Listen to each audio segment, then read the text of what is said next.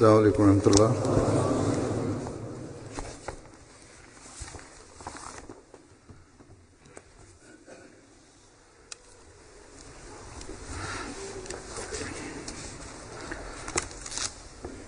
أشهد أن لا إله إلا الله وحده لا شريك له وأشهد أن محمدا عبده ورسوله أما بعد فأعوذ بالله من الشيطان الرجيم بسم الله الرحمن الرحيم الحمد لله رب العالمين الرحمن الرحيم مالك يوم الدين إياك نعبد وإياك نستعين اهدنا الصراط المستقيم صراط الذين أنعمت عليهم غير المغضوب عليهم ولا الضالين.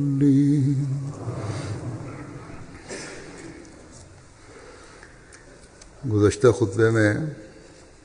تیرہ خطبه کې هم د دغه خبرې ذکر شوی و چې خدای پاک فرمایي چې د دعاګانو قبولیت لپاره دا ضروري ده چې انسان دې په خدای پاک باندې کامل ایمان لري، هغه دې د ټولو قدرتونو خاوند ګڼي او هغه نه دې غواړي او د هغه په حکمونو دې عمل کوي. د خدای پاک حکمونه څه دي؟ په تیره خطبه کې هم ذکر شوی دی چې دې لپاره خدای پاک موږ ته د قرآن په شان دی عظیم کتاب را کړی دی چې پکې د خدای پاک ټول حکمونه، ټول اوامر او نواهی موجود دي. خدای پاک چې دا فرمایلی دی چې فلیستجیبوا لی، چې زما بندگان د زما حکمونه قبول کړي، هغه حکمونه چې په قرآن کې موجود دي، نو د دې په نتیجه کې به خدای پاک به هم بیا د هغوی دعاګانې قبلوي او هغوی ته به رشد هم ترلاسه کېږي. خدای پاک فرمایي چې آخر کې به نتیجه یې سره وځي، دا چې لعلهم یرشدون، چې دا بندګان به هدایت بیا به وي او د دغه هدایت په وجه به زما د قرب نظارې ویني، په سیده لاره به هغوی روان وي، د هغوی رهنمایي به کېږي، د نیکۍ په لار به دوی روان وي او د بدۍ نه به ځان بچ کوي او د خپل د پیدایش مقصد به هم بیا دوی پوره کوي او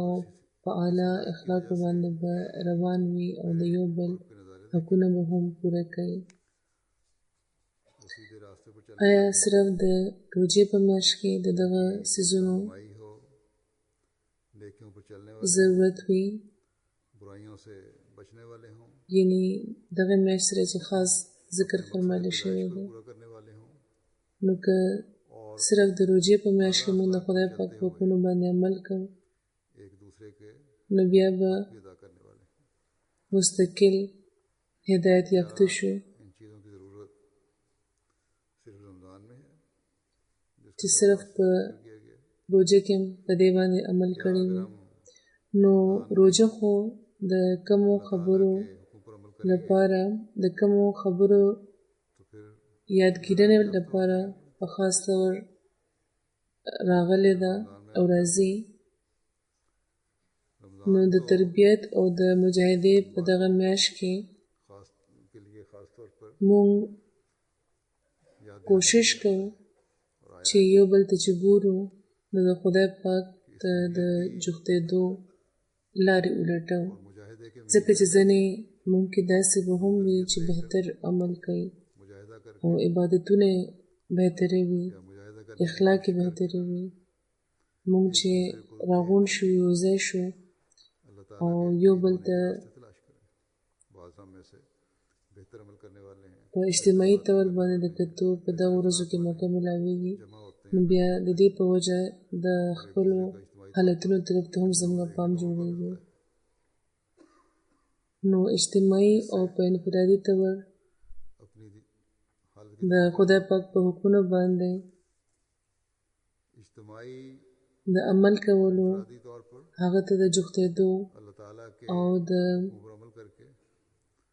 उसके हम करीब हों د خپلو د دعاګانو د कबूलियत के मयार قبولیت हासिल معیارونه करने वाले हों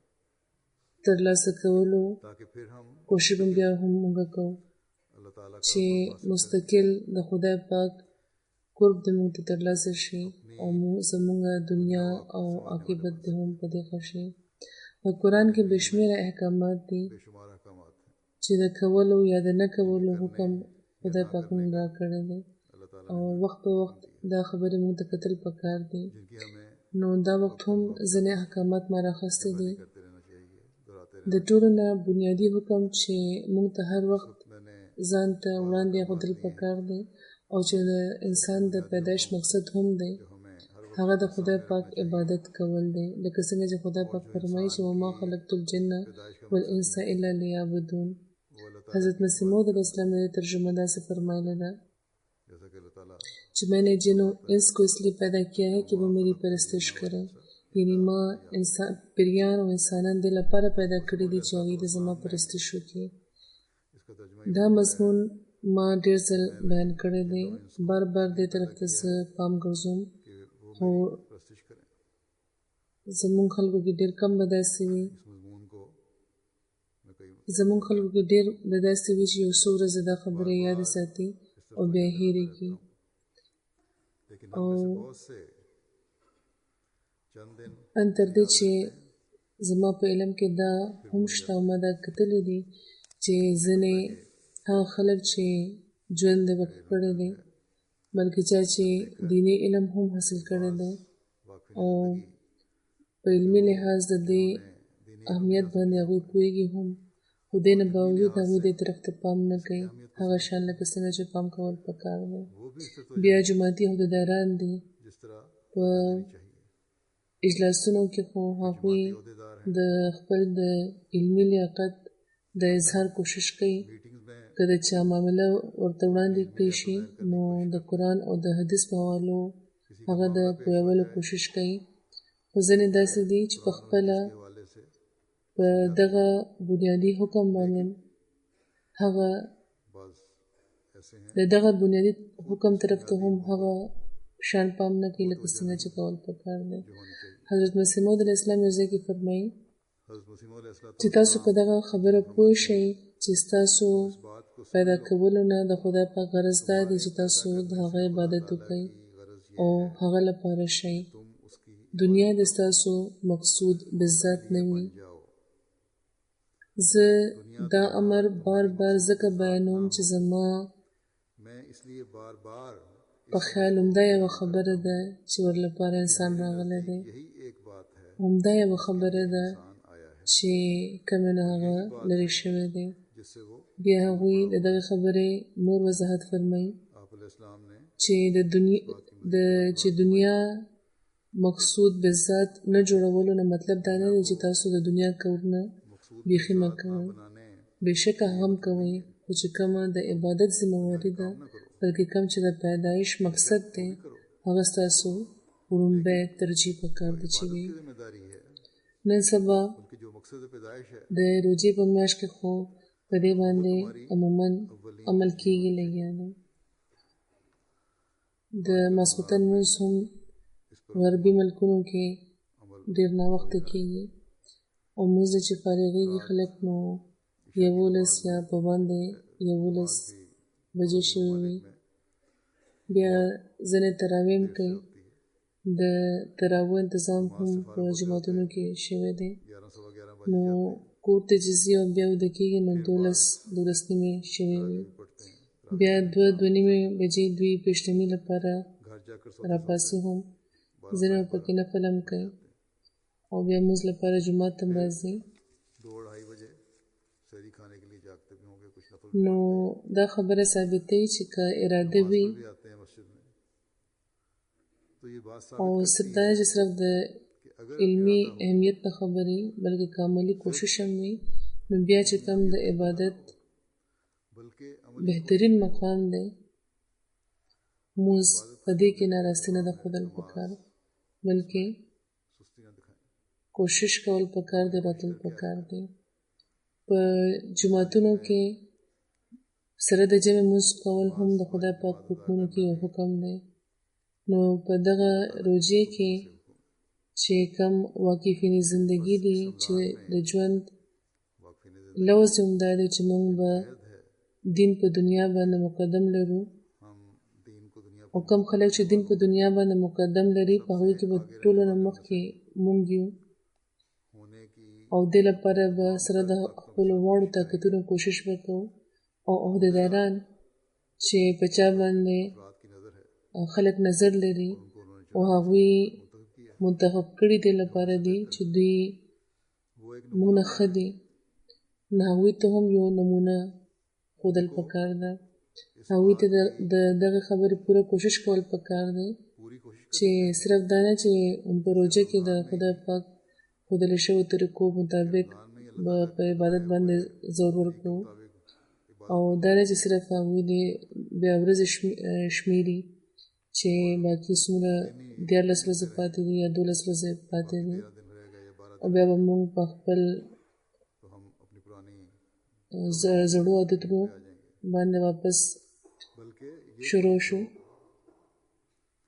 कि इस रमज़ान की بلکې کوشش دا پکار دی چې मुजाहिदे ने په दغه روزي کې چې इबादतों की तरफ तो د تربیت او د مجاهدې په وجه د عبادتونو طرف ته کوم زمون پام جوړ شوی دی او کومه بهتري پیدا شوی دی دا اوس مو مستقل د خپل د ژوند برخه جوړو او خپل نمونه به قائمو لکه څنګه چې ما د حضرت مسیح موعود علیه السلام یو اقتباس وړاندې کو چې په کم کې هغوی ډېر په درد دې طرف ته پام ګرځولی دی او دا یې فرمایلی دی چې زه بار بار ستاسو پام ګرځوم इक़्तिबासात पेश करता हूँ نو په دغه لړ کې د هغوی یو څو نور اقتباسات به هم زه وړاندې کړم چې د دې نور وضاحت کېږي खुदा ताला حضرت مسیح موعود اسلام یو ځای کې فرمایي इंसानी खिलकत से सिर्फ چې د خدای پاک اراده د انسان कि किसी दूसरी चीज़ को پیدا کولو کې صرف عبادت دی نو د مؤمن بیا دا شان نه دی چې هغه د سبل سیز خپل مقصود عین مقصود جوړ کړي इसलिए जायज़ د نفس حقونه خو جایز دي خو د نفس بے اعتدالیانې جایز نه دي तुम भी इन चीज़ों को इसी वास्ते काम او د نفس حقونه د لپاره جایز دي چې هغه بالکل درمانده پاتې نشي बनाए रखें ना इसलिए تاسو هم داسې زونه عمدې لپاره پکاروئ دینه کار اخلئ دې لپاره چې دا تاسو د عبادت کولو ना करने का قابل کړي دې لپاره نه چې هغه د تاسو اصلي مقصود جوړ شي तुम्हारे नफ्स का د نفس حقونه پوره کولو باره کې یو حدیث کې هم ذکر راغلی دی رسول الله صلی الله علیه و آله وسلم فرمایي چې تاسو د نفس په تاسو باندې حق دی इसमें حضرت مسیح اسلام فرمایي چې بېشکه دا حق دی خو په دې کې هم اعتدال پکار دی مایا نروي پکار دی हक जो है नफ्स के वो अदा करो د نفس چې کوم جایز حقونه دي هغه پوره کوئ ځکه چې دا حقونه خدای پاک د انسان په فطرت کې ایښي نو ځکه د دې پوره کول خو بهرحال ضروري دي इनको अदा करना तो बहुत ज़रूरी है دا د خپلې فایدې इनको अपने फ़ायदे और इस्तेमाल में लाओ لپاره پکار کې راولئ बात चीज़ें ऐसी हैं अगर इनको इस्तेमाल न किया जाए पूरा हक ना अदा किया जाए नफ्स का ګینې ځینې څیزونه داسې دي چې که استعمال نه کړی شي او پوره حق د هغوی پوره نه کړی شي د نفس نو ځینې حسونه ختم شي او دا مقصد نه دی د انسان د پیدایش بلکې د عبادت مقصد سره अल्लाह ताला की पैदा की हुई د دغو څیزونو استعمال کول هم ضروري دی د خدای پاک پیدا کړي خصوصیات او طاقتونه استعمالول ضروري دی او نه استعمالول د خدای پاک ناشکري ده एक सहाबिया थी یوه صحابیه وه हाल था उनका چې بد حل به وو نه به تیارېده او نه به یې سترګو منځولو उनके बारे में نو د هغې باره کې چا د رسول الله صلی الله علیه وسلم په خدمت کې عرض وکړو چې هغه داسې ځان ساتي. نو هغوی هغه راوغوښته. نو هغوی ورته وویل چې زه چا لپاره ځان تیار کړم؟ زما خاوند خو د ورځې هم عبادت کوي او د شپې هم عبادت کوي. نو رسول الله صلی الله علیه وسلم د هغې خاوند راوبللو او ورته وویل چې ستا د نفس هم په تا باندې حق دی او ستا د ښځه هم په تا باندې حق دی.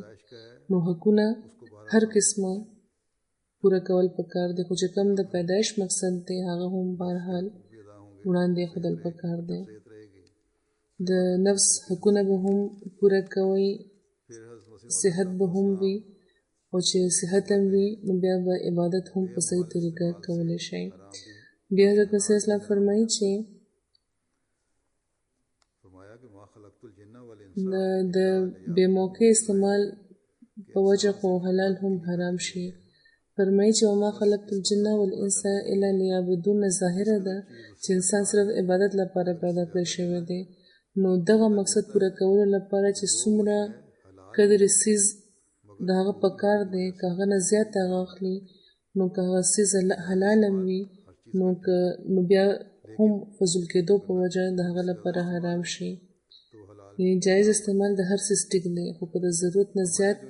استعمالیږي نو بیا هغه حلال هم حرام شي. فرمایي چې کوم انسان شپه او ورځ د نفس په لذتونو کې مصروف دی هغه به د عبادت حق څنګه پوره کړي. د مؤمن لپاره ضروري ده چې هغه د یو تریخ ژوند تیروي، خو که هغه په عیش و په عشرت کې ژوند تیروي نو بیا د دغه ژوند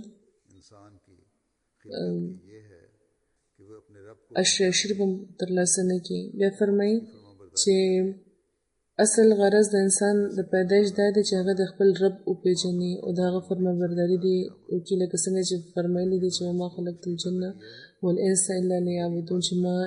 پیریان او انسانان دې لپاره پیدا کړي دي چې هغوی د زما عبادت وکړي. خو د افسوس خبره دا ده چې اکثر خلک چې دنیا ته راځي نو د بلوغت نه پس په ځای د دې چې هغوی د خپل په فرض باندې پوه شي او د خپل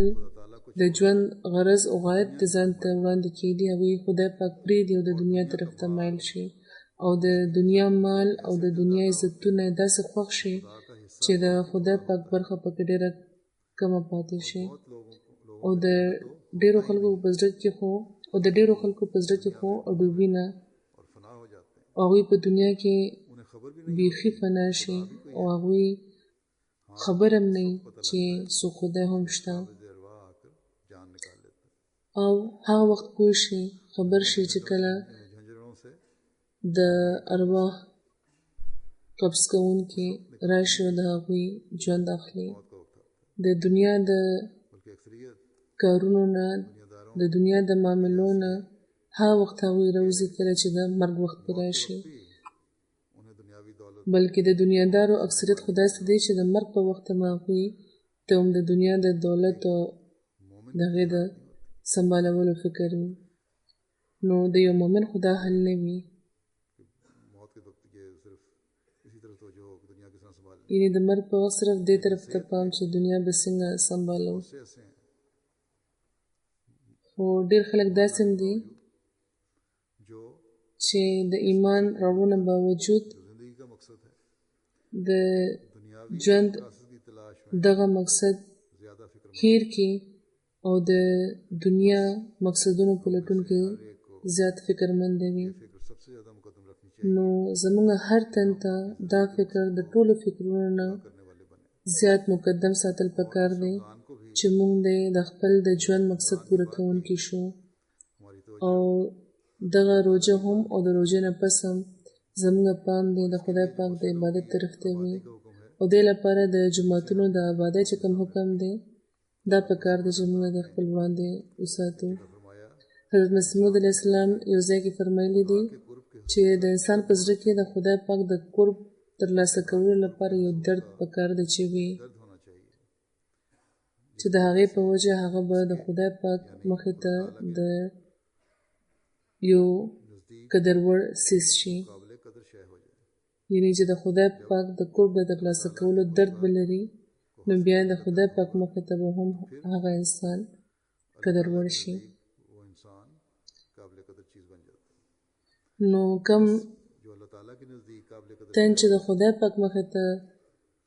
قدر وړ وي वही है نو هغه بیا هم هغه دی چې حقیقي رشد به ورته ترلاسه کیږي، حقیقي هدایت به ورته ترلاسه کیږي، د خدای پاک مینه به ورته ترلاسه شي. अल्लाह ताला ने خدای پاک د موز او د عبادت مضمون और इबादत के मजमून को نور هم ډېرو ځایونو کې بیان فرمایلی دی. په سوره نور کې خدای پاک فرمایي कि रिजालुन چې رجال لا تلهیهم تجارت ولا بیع عن ذکر الله واقام الصلاة وایتاء الزکاة یخافون یوما تتقلب فیه القلوب والابصار. ज़कात यखाफून यौमन ततक़ल्लबु फ़ीहि القلوب چې داسې سړي داسې عظیم سړي چې نه تجارت نه څه بیع نه څه خرڅ هغوی د خدای پاک د ذکر نه یا د منځونو د قیام نه یا د زکات ورکولو نه غافلۍ او هغوی د هغې ورځې نه یېرېږي वो उस दिन से چې په کومه ورځ به زړونه हो रहे होंगे और आंखें भी। د इस आयत में उन लोगों की मिसाल ویرې د لاسه به الټه پلټه کېږي لګي او سترګې هم. अल्लाह ताला के په دغه آیت کې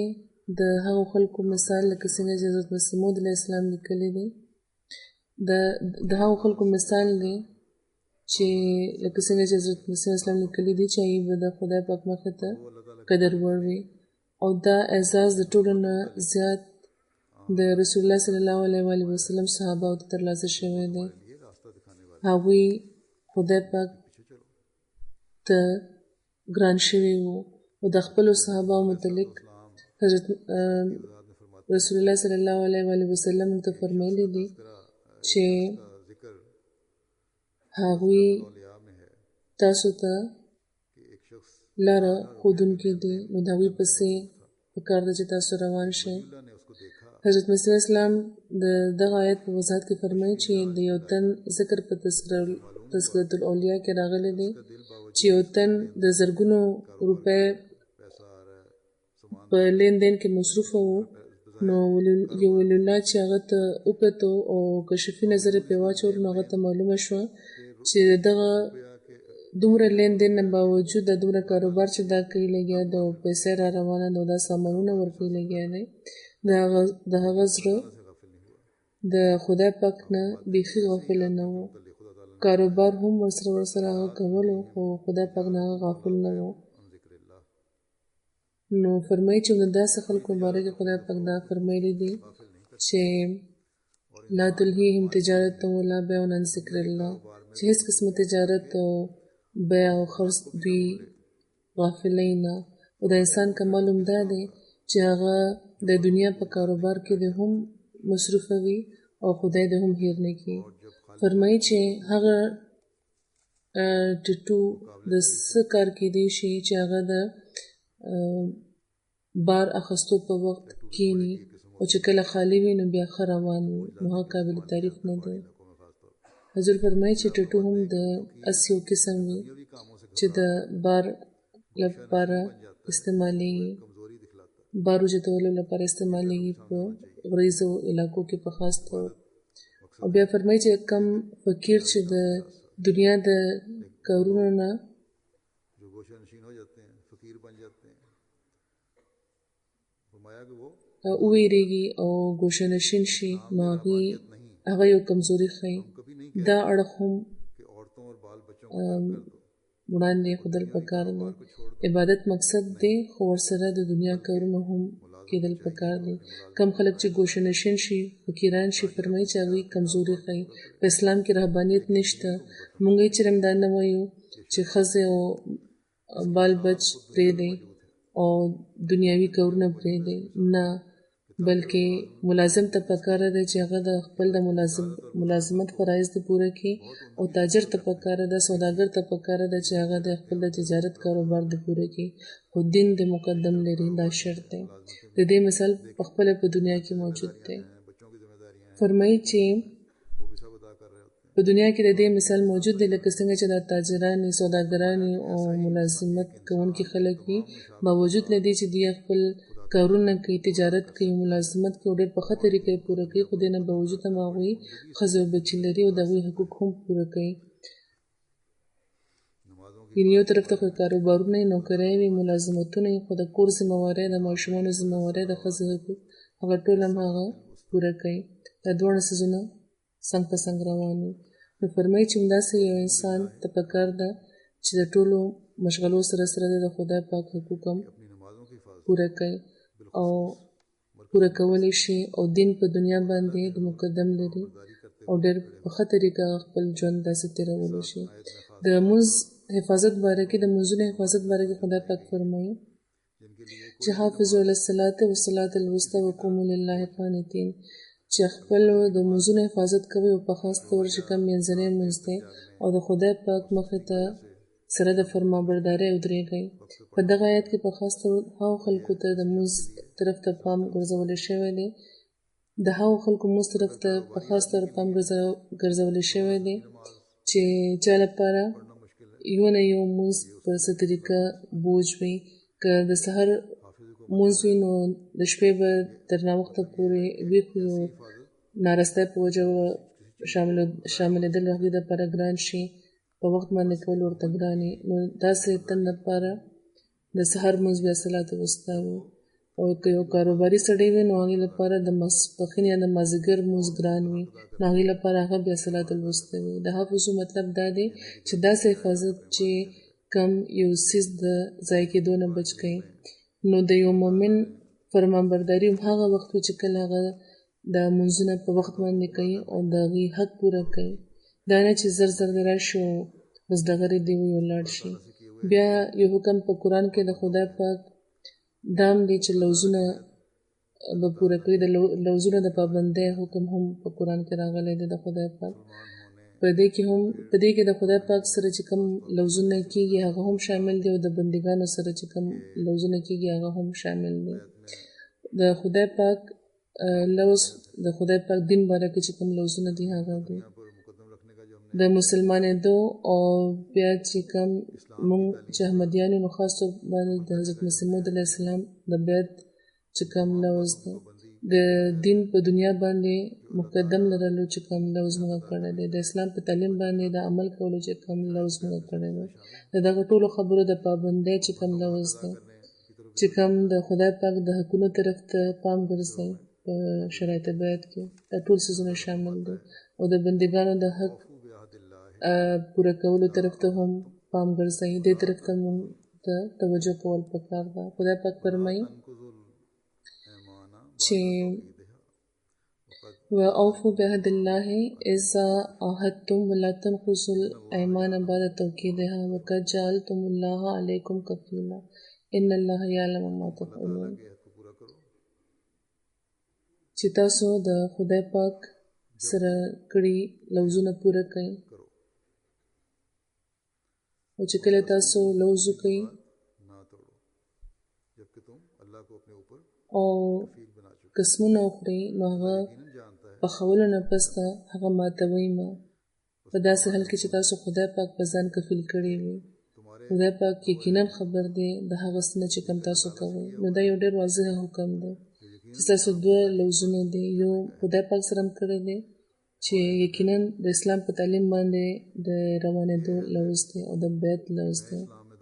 دا لوظ دی چې زه په اسلام کې چې داخل شم او مسلمان بلل کېږم نو د خدای پاک د ټولو حکمونو باندې به عمل کوم او دویمه خبره دا بیان فرمایلی ده چې ستاسو یو بل سره چې کوم لوظونه دي او معاهدې وي هغه هم پوره کوئ خدای پاک دلته خدا فرمایلی دی چې تاسو خدای پاک ضامن جوړ کړی دی نو ځکه ستاسو دا لوظ پوره کول بیا ضروري دی د دې بیخي دا مطلب نه دی چې چېرته چې د خدای پاک واضح نوم واخیستی شي یا د هغه نوم وانخیستی شي او د خدای پاک ضامن نه وي جوړ شوی نو هلته بیا تاسو لوظونه ماتولی شئ او هېڅ حرج پکې نشته که داسې قسمونه مات کړئ یا داسې لوزونه مات کړو او که په معاهدو عمل ونه کړو بیا هیڅ حرج نشته نه، بلکې هر لوز چې تاسو کوئ، هره معاهده چې تاسو کوئ، لومبۍ خبره خو دا چې هغه د انصاف او د صداقت په بنیاد پکار ده چې وي، او چې انصاف او د صداقت په بنیاد چې بیا تاسو دا کوئ، نو بیا د خدای پاک دا حکم دی چې دا همداسې پکار ده.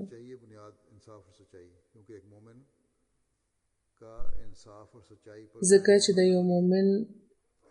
په انصاف او په صداقت باندې قایمېدل ضروري دي. یعنی که موږ د خدای پاک په قسم یا هم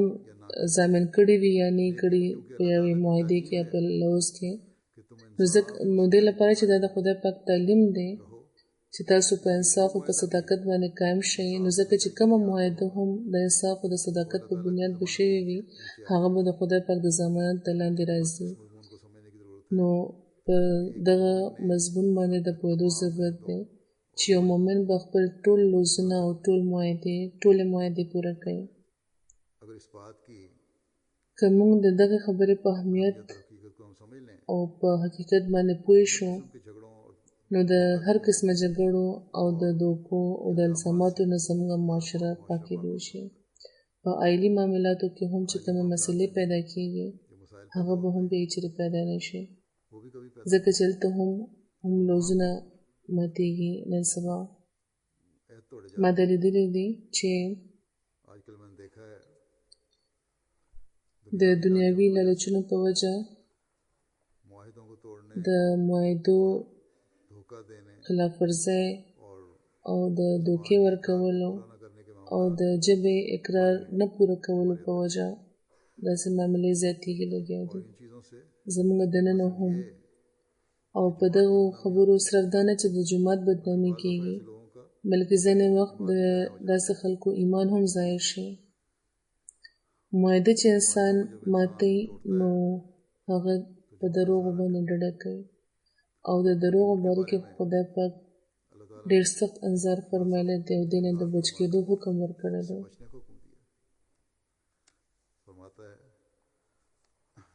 فرمایي فاجتنبوا الرجس من الاوثان واجتنبوا قول الزور، چې د بوتانو د پلیتۍ نه ځان بچ کړئ او د دروغو نه ځان بچ کړئ. دې باره کې حضرت مسیح اسلام فرمایي چې دا وخت ماته د دې نصیحت اجت نشته چې تاسو وجنئ مه، قتل مه کوئ، د چا وینه مه تویوئ، ځکه چې د یو ډېر شرپسنده تن نه بغیر به څوک ناحقه د چا وجلو طرف ته ځي. خو زه دا وایم چې په ناانصافۍ باندې د ضد په ذریعه د صداقت خاتمه مه کوئ. حق قبول کړئ که د یو ماشوم لخوا هم وي، یعنې که یو ماشوم هم یو رښتیا خبره کوي نو هغه قبوله کړئ، ضد پرې مه کوئ. او که د مخالف طرف ته وګورئ چې حق دی، نو بیا فی الفور خپل خشک منطق پرېږدئ. یعنې که ستاسو مخالف هم څه رښتونې خبره کوي، جګړه کېږي لګیا ده، نو تاسو وګورئ که بل صداقت شته نو بیا د بحث جد نشته، صرف د منطق ښودلو ضرورت نشته، صداقت قبول کړئ. فرمایي چې په صداقت باندې استقامت اختیار کړئ او رښتونې ګواهي ورکوئ، لکه څنګه چې خدای پاک فرمایي چې فاجتنبوا الرجس من الاوثان واجتنبوا قول الزور، یعنې د بوتانو د پلیتۍ نه ځان بچ کړئ او د دروغو نه هم، ځکه چې هغه هم د بوتانو نه کم نه دی. نو کم څه چې د حق نه ستاسو توجه لرې کوي، هغه ستاسو په لاره کې بوت دی. کم څه چې د حق له طرفه ستاسو مخ اړوي، هغه ستاسو په لاره کې بوت دی. چې د صداقت خپلولو نه تاسو لرې کوي، هغه بوت دی. رښتونې ګواهي ورکوئ، که ستاسو د پلارانو یا د وروڼو یا د ملګرو خلاف هم وي، او هیڅ قسمه عداوت هم پکار نه ده چې انصاف نه تاسو منې کړي. موږ هغیارو ته خو دا خبرې ښایو او د قرآن دا تعلیم ښایو چې دا د انصاف تعلیم ده، خو زموږ ډېر خلک داسې دي چې هغوی په خپلو معاملاتو کې دا څیز هیر کړي.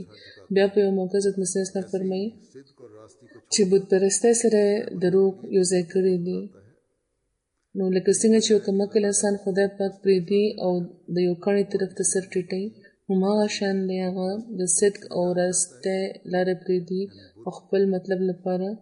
د دروغو نه ځان له بت جوړ کړي. همدغه وجه ده چې خدای پاک دا د بت پرستۍ سره یو ځای کړی دی او نسبت یې ورلره دی ورکړی دی. لکه څنګه چې یو بت پرست د بت نجات غواړي، یعنی بت جوړ کړي، هغه له ځي عبادت لپاره او دا ګڼي چې زه به د دې عبادت کوم او دنه به زه د خپلو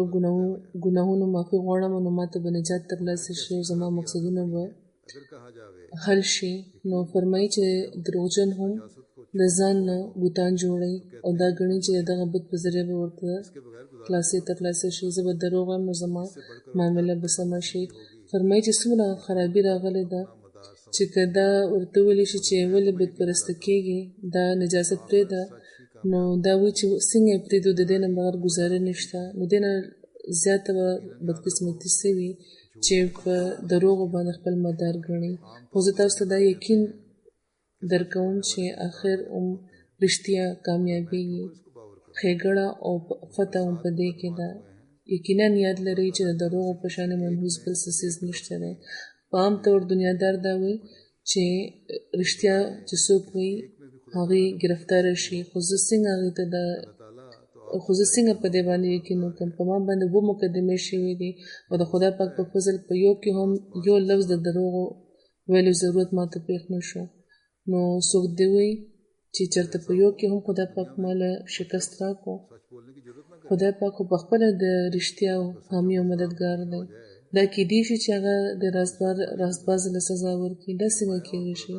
که داسې وي نو بیا خو په دنیا کې به هېڅوک هم د رښتیا ویلو جرأت ونه کړي. یعنې که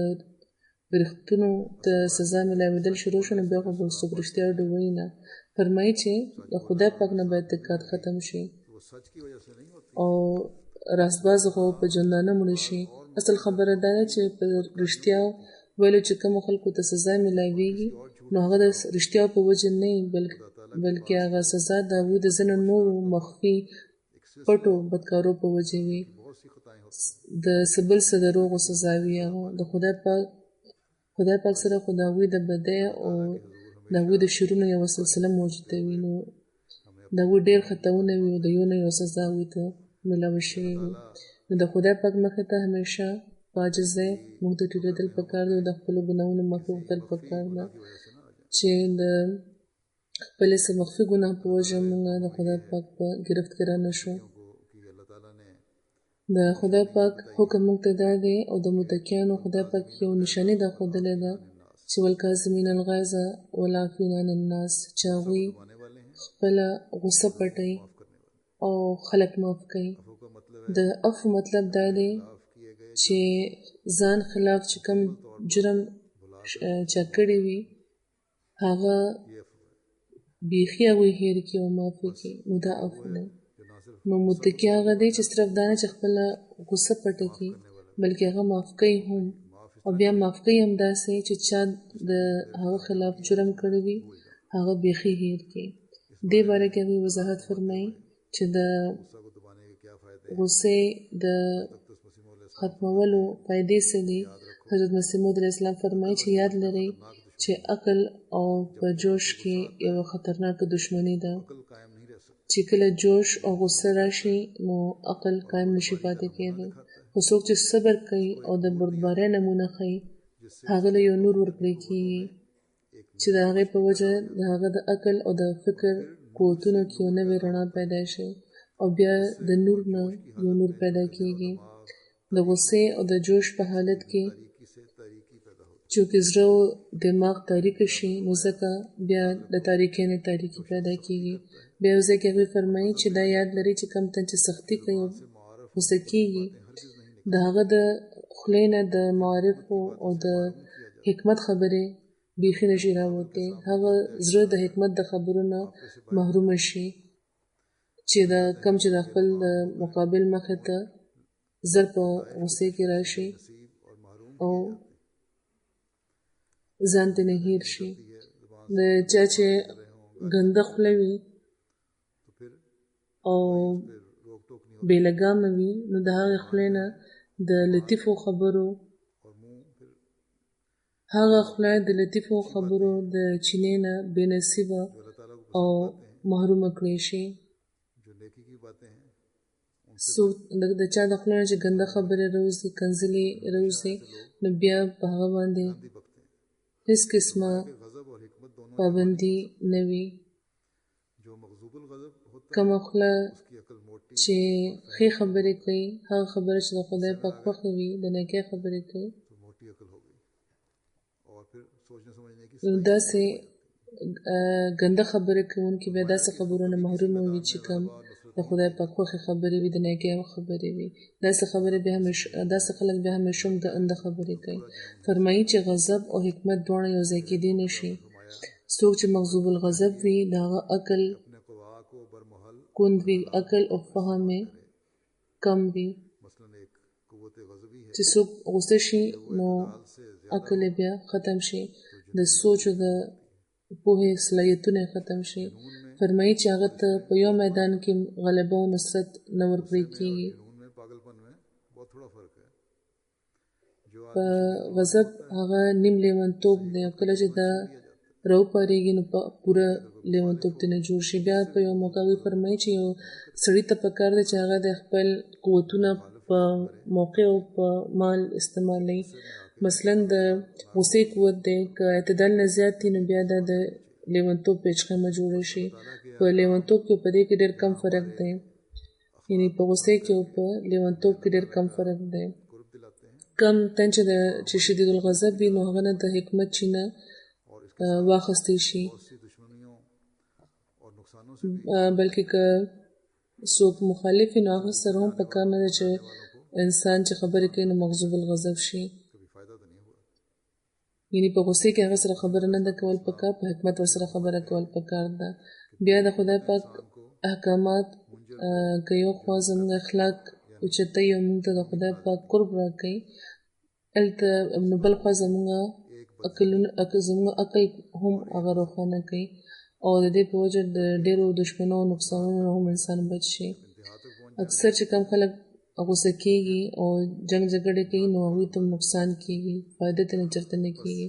بیا حضرت مسیح اسلام یو ځای کې فرمایي چې دو قوتونه داسې دي چې انسان لیونی کولی شي جنوني کولی شي یو د بدزنۍ قوت او یو د غضب چې کله دا افراد ته ورسي چې انتها ته ورسي نو دا څیزونه بیا انسان لیونی کړي. نو لازمه ده چې انسان د بدزنۍ او د غضب نه ځان ډېر زیات ساتي. لازمه ده چې انسان د بدزنۍ او د غضب نه ځان ډېر زیات بچ ساتي.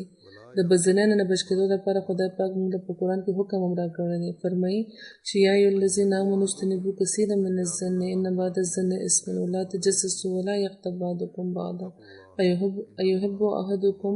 ان یاکل لحم اخیه میتا فکرهتموه واتقوا الله ان الله تواب رحیم. بیا خلکو چې ایمان هم راوړی دی د ظن نه د قیاساتو نه ځان ډېر زیات بچ ساتئ. یقینا ځینې قیاسونه داسې وي چې هغه ګناه وي او تجسس مه کوئ. تاسو کې د هېڅوک هم د بل چا غیبت دې نه کوي. تاسو دا خوښوئ چې د خپل مړ ورور غوښه وخورئ دې نه خو تاسو ډېر زیات کراهت کوئ او د خدای پاک تقوا خپله کوي. یقینا خدای پاک ډېر زیات توبه قبلونکی او بار بار رحم کوونکی دی. په دغه آیت کې لومبی څیز چې د بچ کېدو ذکر شوی دی هغه بدزني ده. حضرت مسیح اسلام فرمایي چې بدزني یو داسې مرض دی او یوه داسې بده بلا ده چې انسان ړوندکي او د هلاکت په کوی کې وغورځوي. بیا فرمایي چې دا یاد لرئ چې ټولې بدۍ او ټولې خرابۍ د بدزنۍ نه پیدا کېږي ځکه خدای پاک دې نه ډېر زیات منع فرمایلی دی. فرمایي چې انسان ته پکار ده چې د بدزنۍ نه د ځان ډېر زیات بچ ساتي. که د چا باره کې سوء ظن پیدا شي څه بد ظن پیدا شي څه بد قیاس پیدا شي چا باره کې نو ډېر زیات د استغفار وکړي په ځای د دې چې هغه لره په زړه کې ځای ورکړي او په هغې باندې سوچ وکړي او بیا د هغې په وجه د بل ته د نقصان ورسوي، په کار ده چې هغه د ډېر زیات استغفار وکړي که د چا باره کې بدظني پیدا شوې ده. فرمایي چې ډېر زیات د استغفار وکړي، خدای پاک ته د دعاګانې وکړي چې د دغه معصیت نه او د دې د بدې نتیجې نه دی بچ شي، د دغه ګناه نه دی بچ شي او د دغه ګناه په وجه چې کومې بدې نتیجې به پیدا کېږي هغې نه دی هم بچ شي. داسې معمولي څیز نه دی، دا معمولي څیز نه دی ګڼل پکار، دا یوه ډېره خطرناکه بیماري ده. بیا دویمه خبره چې خدای پاک مونږ ترې منع کړي په دغه آیت کې هغه تجسس کول دی، یعنې د چا عیب راویستل یا چا باره کې تجسس کول. که یوه خبره څوک نه ویل غواړي نو د هغې باره کې ضرور یو کوشش کول چې مونږ ته خبر شو، دا غلط څیزونه دي، دې نه هم بدی پیدا کېږي. بیا دریم حکم دا دی چې غیبت مه کوئ. غیبت کول هم داسې دی لکه څوک چې خپل د مړ ورور غوښه خوري او دې نه خو به تاسو سخت کراهت کوئ. رسول الله صلی الله علیه وسلم نه د غیبت باره کې پوښتنه وکړې شوه نو هغوی وفرمیل چې د چا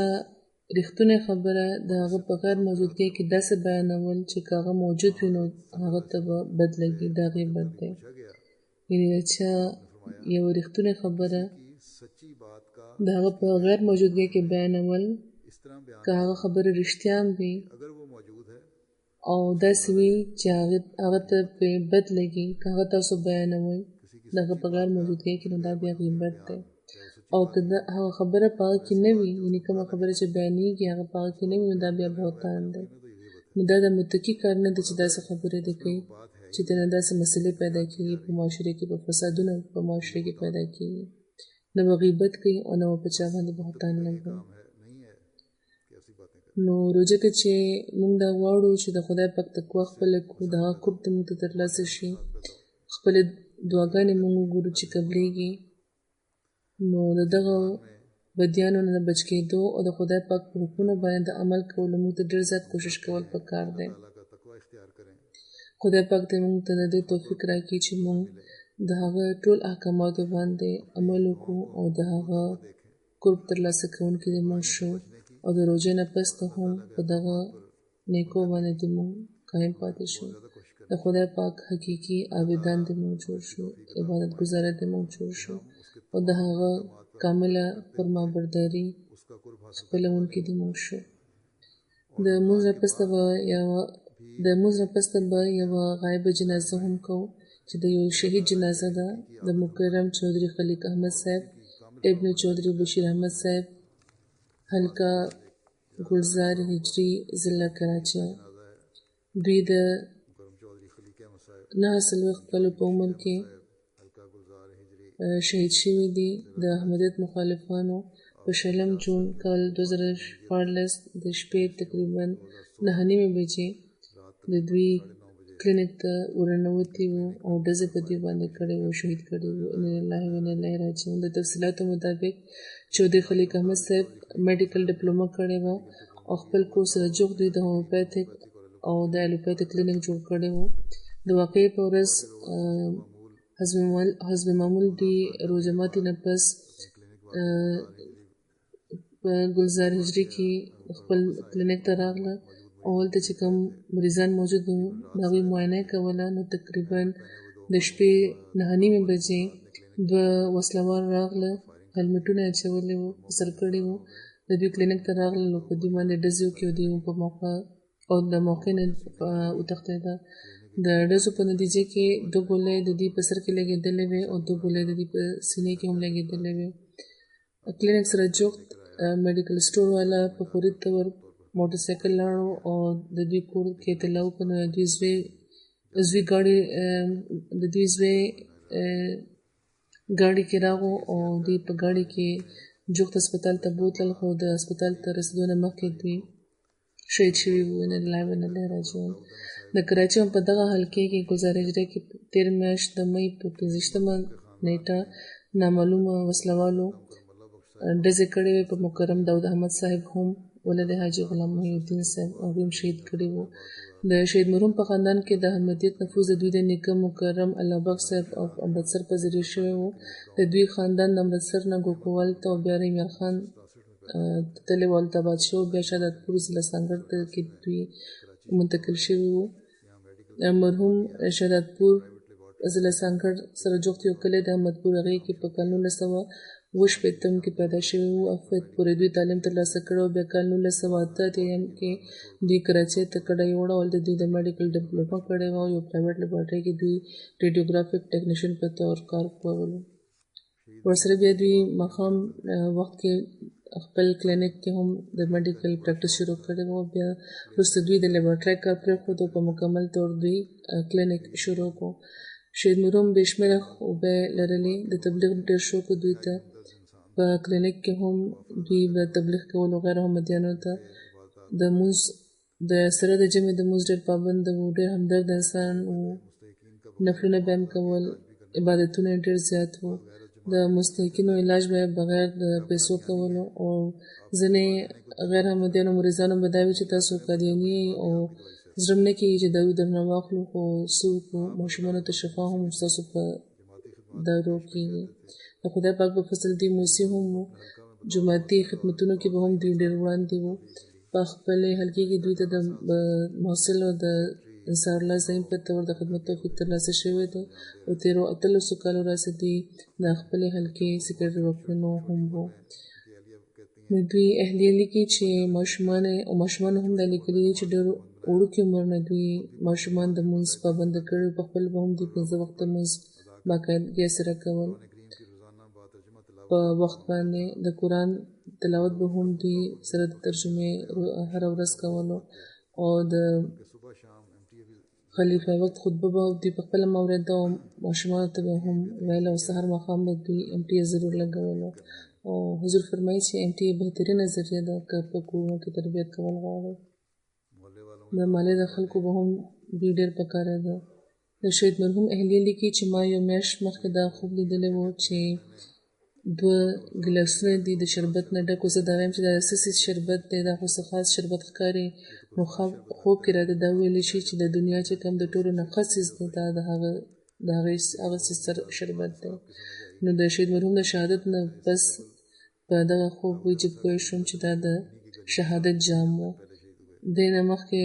داود احمد صاحب شهید شوي نه هم د دوی په کوڅه کې دوی سره اوسېده، یو څو ورځې مخکې شهید شوي و. دا 2 ګیلاسونه شاید چې د 2 شهادتونه تنه مطلب و. د دوی اهلیه د دوی په غم ځپلو کې د ورونو او خویندو نه علاوه د دوی اهلیه محترمه بشرا خلیق صاحبه ده. همداسې 2 زامنې دي، عزیزم انیک احمد چې په جامع احمدیه کې سبق وی، په ربوی کې هم دغه شان یو بل زوی دی رحیق احمد دی د PTS د 3م کال طالب علم دی. داسې یو لور د شمایل احمد چې د 14 کاله ده. خدای پاک د مرحوم درجات اوچت کړي او د دوی ماشومانو او لوایقینو له د صبر او حوصله عطا کړي او دوی ته د پلار دغه نیکۍ د دوی په ماشومانو کې هم جاري پاتې شي.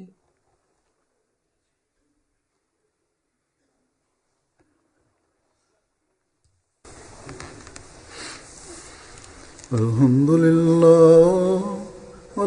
لله نحمده ونستعينه ونستغفره ونؤمن به ونتوكل عليه ونعوذ بالله من شرور أنفسنا ومن سيئات أعمالنا.